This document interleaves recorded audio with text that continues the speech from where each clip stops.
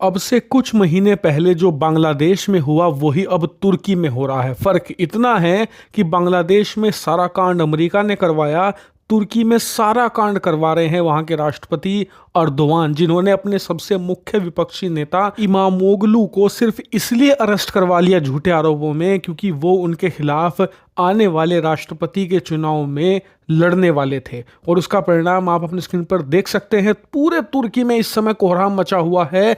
तुर्की का कोई भी कस्बा, कोई भी गांव तक ऐसा नहीं है जहां पर प्रदर्शन ना हो रहे हों। शहर की बात तो छोड़ दीजिए, शहर में क्या स्थिति है वो भी मैं आपको बता दूं। जो राजधानी इस्तांबुल का सबसे बड़ा पुल है उस पर प्रदर्शनकारियों ने कब्जा कर लिया है। जी हाँ, प्रदर्शनकारी स्ट्रेटेजिक तरीके से प्रोटेस्ट कर रहे हैं और उसका जवाब अर्दोगान कैसे दे रहे हैं। तो अब तक करीबन 1100 लोगों को गिरफ्तार किया जा चुका है और दर्जनों की संख्या में जो पत्रकार हैं तुर्की के, उन्हें जेल में डाला जा चुका है और लोगों पर गोलियां बरसाई जा रही हैं। जी हां, रबर बुलेट्स का इस्तेमाल किया जा रहा है। इसके अलावा टीयर गैस छोड़ी जा रही है, लाठी चार्ज किया जा रहा है और हर संभव प्रयास किया जा रहा है इस प्रदर्शन को दबाने का। लेकिन इसका जो परिणाम है उल्टा हो रहा है।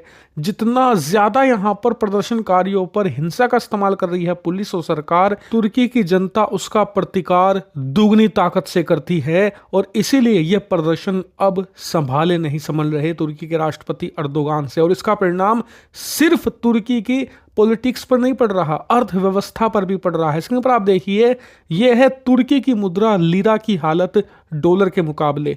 2021-22 तक ये $1 के मुकाबले 6 साढ़े 6 के आसपास हुआ करती थी। जी हाँ, $1 में 6 साढ़े 6 लीरा आपको मिला करती थी। आज स्थिति ये है 4 सालों के बाद कि आपको एक अमेरिकी डॉलर में बड़ी आसानी से 36, 37 और कई जगह तो लोकल मार्केट में 40 लीरा तक मिल रहे हैं। इतनी ज्यादा बुरी स्थिति है। और पिछले अगर सिर्फ 4-5 दिनों का आपको बताऊं, जब से प्रदर्शन शुरू हुए हैं तब ये करीबन 30 पर थी।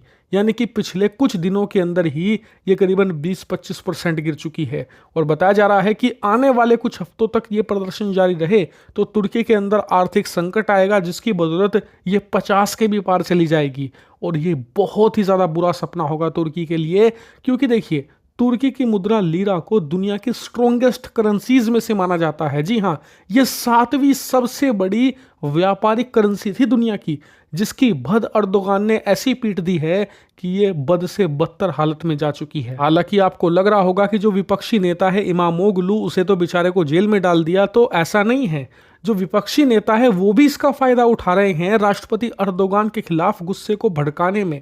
जैसे ही इमामोगलू को गिरफ्तार करके जेल में डाला गया, उनकी पार्टी और जो बाकी विपक्षी पार्टियां हैं सबने मिलकर उन्हें आने वाले राष्ट्रपति चुनाव में अपना मुख्य उम्मीदवार घोषित कर दिया है। यानी कि आम जनता के गुस्से का फायदा विपक्षी पार्टियां उठा रही हैं और इसीलिए खुद अर्दोगान के जो सलाहकार हैं उन्हें कह रहे हैं कि ये समय है शांति बरतने का। इन प्रदर्शनों को तुरंत खत्म कीजिए, इमामोगलू को तुरंत छोड़ दीजिए, वरना जितना आदमी वो जेल में रहेगा उतना नुकसान अर्दोगान को होगा। तुर्की के आसपास तो इतिहास भी रहा है, जब भी जनता का यहाँ पर धैर्य टूटा है प्रदर्शन करते करते, तो फिर वो सीधा अपने राष्ट्रपति या प्रधानमंत्री को उसके घर से निकाल कर मारती है। अर्दोगान की ये हालत ना हो, इसीलिए उनकी पार्टी और उनके करीबी लोग उन्हें सलाह दे रहे हैं कि इमामोगलू को रिहा करने में भलाई है, क्योंकि राष्ट्रपति चुनाव में अभी वक्त है। आप चाहे तो थोड़ा डिले भी कर सकते हैं, तब तक आम जनता का गुस्सा और इमामोगलू के प्रति लोगों की जो संवेदनाएं हैं वो थोड़ी कम हो जाएगी। तब हम अच्छी तरीके से इमामोगलू का सफाया कर पाएंगे। लेकिन अर्दोगान क्या अपने करीबियों की सलाह मानेंगे और इमामोगलू को छोड़ेंगे, ये आने वाले समय में देखना होगा। लेकिन ये बात निश्चित है, अगर इमामोगलू को जल्द रिहा नहीं किया गया तो अर्दोगान इसकी भारी कीमत चुकाएंगे।